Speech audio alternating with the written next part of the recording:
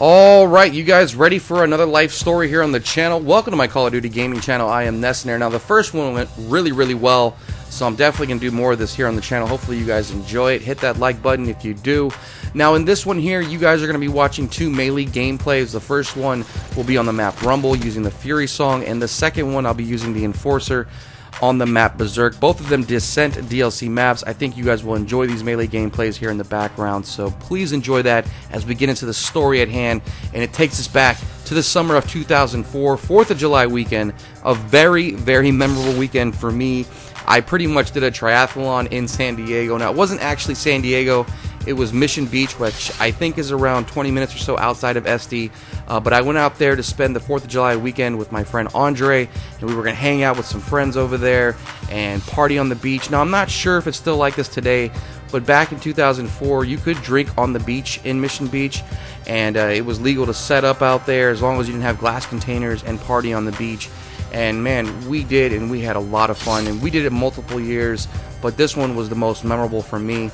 Anyways, I left on a Friday, and I couldn't leave until later that day, of course, because I had to work till 5, and then I had to wait for Andre to get to my place. And then with traffic going from LA to San Diego can be hell, especially on holiday weekends. And we didn't get to Mission Beach that day until like 10 or 11 at night.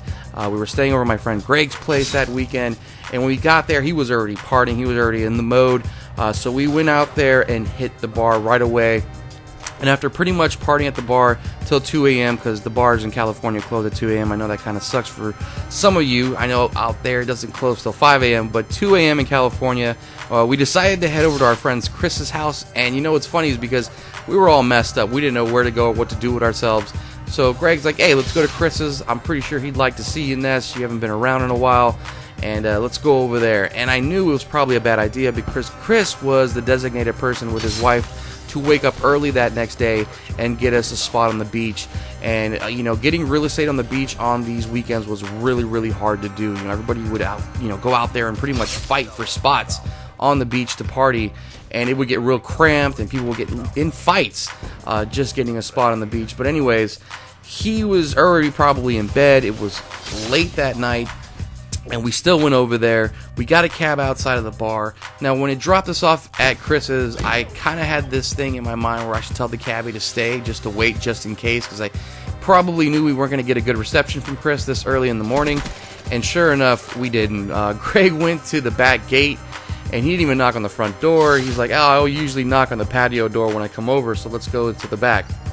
And they had a big dog, a big Doberman, and the dog started barking. You know, lights in the house started to come on. I'm just thinking to myself, man, this was a bad idea.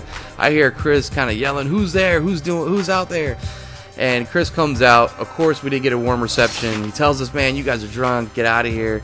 And we decide to leave. And we, of course, after apologizing, and then we went out to the front, and the cabbie was gone. And we're in suburbia here. You know, there's no other cabs. Now, think about it, too. This is 2004, guys.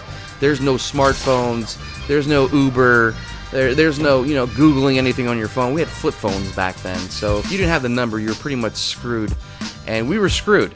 And we were about 4 miles or so away from Greg's house. And we had no ways of getting back. Obviously, we weren't going to ask Chris for a ride to take us back to Greg's. So Greg's like, we got to foot it. So the first night I was there, we walked 4 miles, man. Literally, the first night I was there partying, we had to do a 4-mile hike to get back to Greg's. By that time, I sobered up, passed out, and then, of course, Saturday comes. And Saturday was the day we were going to hit the beach, and we were going to hit it hard, and we did. We met up with other friends. We got our spot on the beach. Saw Chris and his wife apologize again for the night before.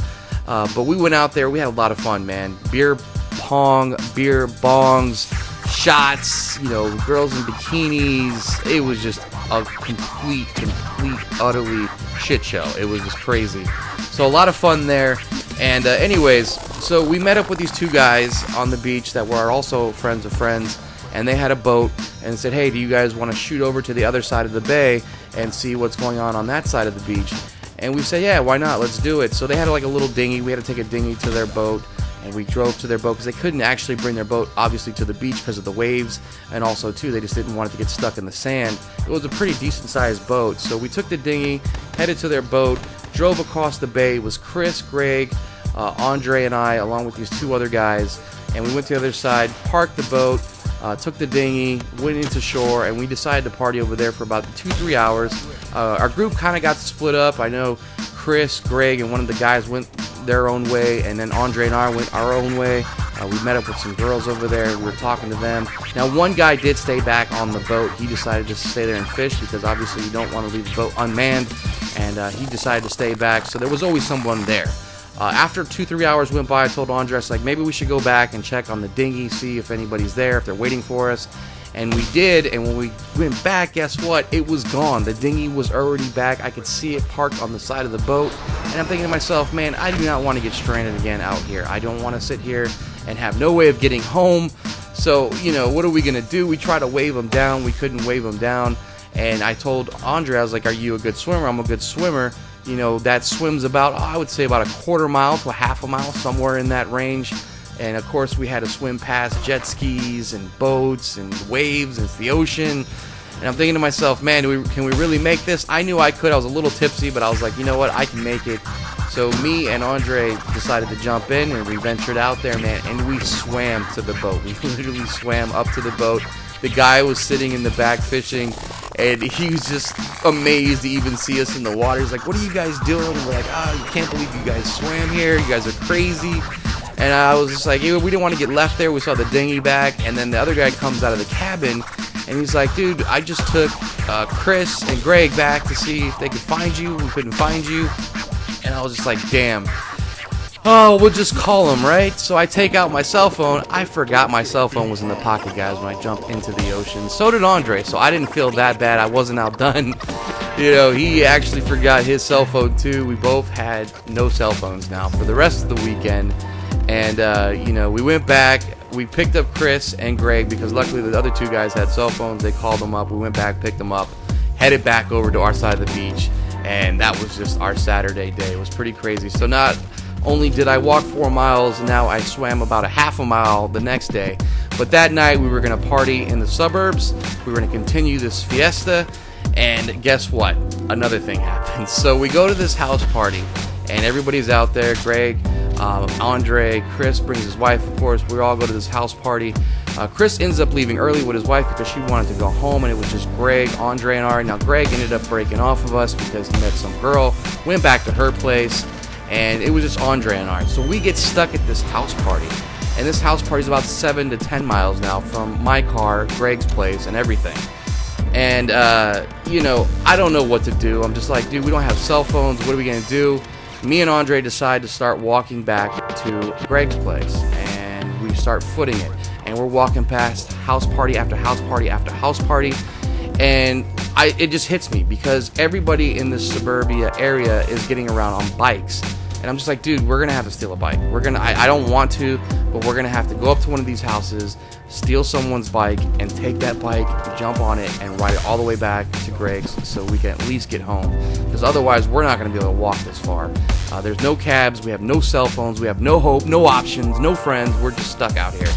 So we creep up to a house that's having a party. There was a bunch of bikes on the outside and the side of the house, and I grab one, he grabs one, we jump on it, dude, and we take off on the bike. So we ended up doing about a 5 to 6 mile bike ride back to Greg's, which of course Greg wasn't there because he spent the night at the girl's house that he met.